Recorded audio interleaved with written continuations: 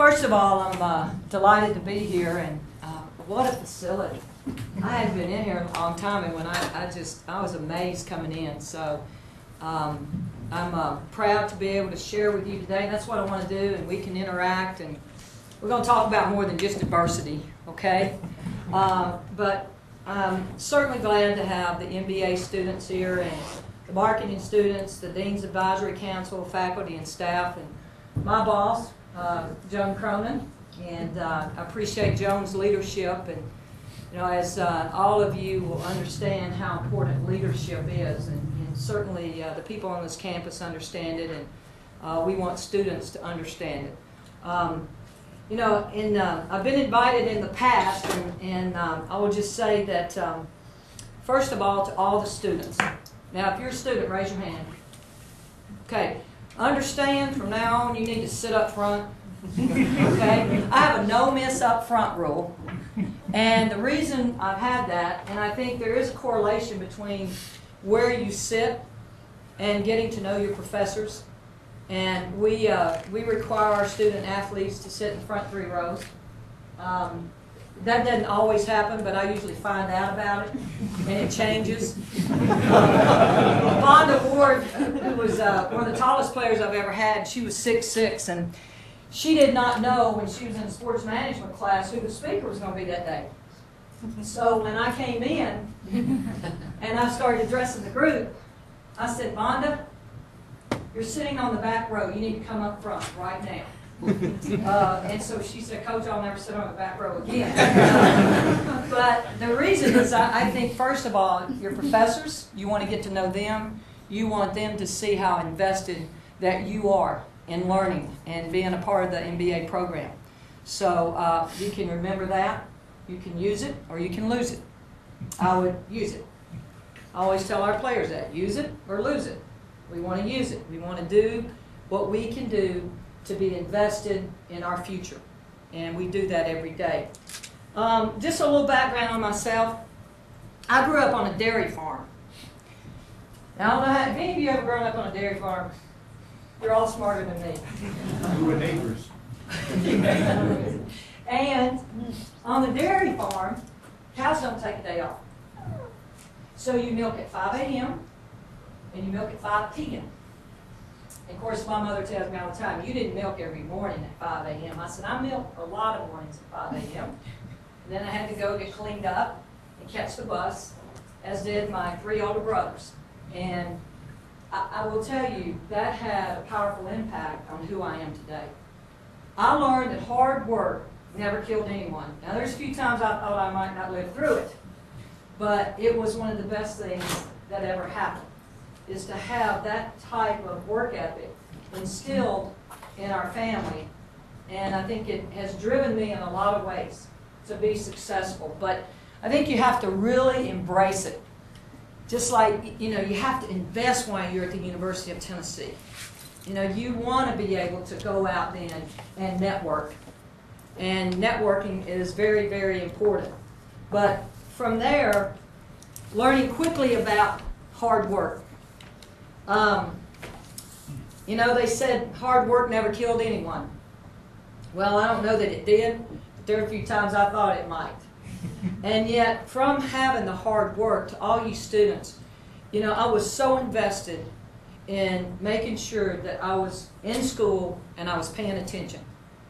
Because my father taught us early on, there's 2 things you don't miss. You don't miss school and you don't miss church. I never missed a day of school in my life until I went to UT Martin. And I overslept one day. And when I woke up, I just started crying. I got dressed, I started crying. I knew my dad would find out. And I ran over to my English class, and my professor, when I came in, I was just bawling. And I ran up and sat, I always sat on the front row, and there was a seat there, because that was my seat, and everybody in the class knew it. And he looked at me and he goes, Pat, what is wrong with you? I said, I overslept. And he said, I don't take attendance. I said, you don't understand. My parents will find out about it. So being invested and having the discipline year in and year out is why I came up with a no-miss up front rule for our student athletes. And I'm proud to say that everyone that has finished their 4 years here has left here with a diploma.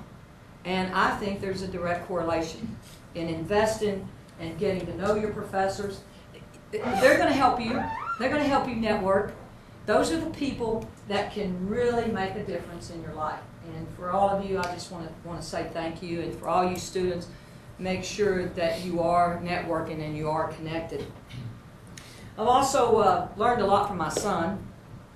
Now, my son Tyler, who is getting ready to graduate from Webb, just made a decision 2 weeks ago that he will attend the University of Tennessee. Yay. So I'm thrilled. You don't know how hard it was. I went to Vanderbilt with him. I went to Center College with him. I went to Maryville College, all great schools. And in the end, when he told me, he said, "Mom, I've made my decision." Some way in my mind, I thought he was going to Center because they'd offered him a great opportunity there. And he said, "I'm going to stay here. I'm going to the University of Tennessee." So I didn't cry. I didn't want him to know I was that happy. But I was excited because I think we do have a lot to offer here at the University of Tennessee. But Tyler taught me a lot of things. Kids teach us a lot. And one day I went home and he was in his room when I walked in. Latina Haynes, who has worked with me first as a nanny and now my just right-hand woman and administrative assistant. And so when I walked in, she goes, "Tyler is in his room," and he came in and he was just crying. I've never seen him like this. And my first thought was, what did he do? You ever think of that? What did he do? And so I went and I knocked on the door. Of course, we weren't allowed to close our door at home, but I knocked on the door. And I walk in there, and Tyler's sitting on the bed, and he has a basketball under each arm. And he's just crying so hard, and I was really thinking, what happened? And I go, "Tyler, what is wrong with you?" And he said, "I got cut." My first thought is, what coach in East Tennessee is going to cut Pat Summitt? Think about it. I think Joan was even there. Now he's 9 years old. And he's a good kid. Put him at the end of the bench. Let him serve water or do whatever. But no, he got cut.